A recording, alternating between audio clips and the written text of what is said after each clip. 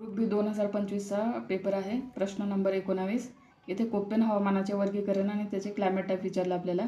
इथे बघा हे जे आहे DFC म्हणजे cold and humid winter.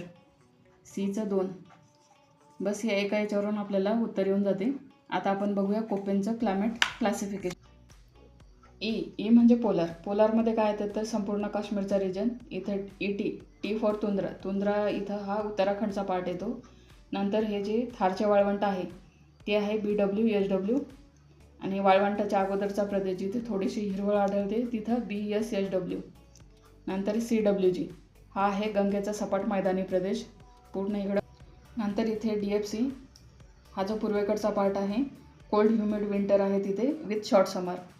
AW म्हणजे ट्रॉपिकल सवान्ना आणि हा महत्त्वाचा आहे सवान्ना लक्षात ठेवा. नंतर हा पुन्हा पर्जन्यछायेचा प्रदेश. इकडं पश्चिम घाट आणि त्याचा हा पर्जन्यछायेचा प्रदेश. त्याच्या अगोदरचा हा जो प्रदेश आहे AMW म्हणजे monsoon with short dry season. नंतर हा जो तामिळनाडूचा पार्ट आहे AS म्हणजे मान्सून विथ ड्राय समर.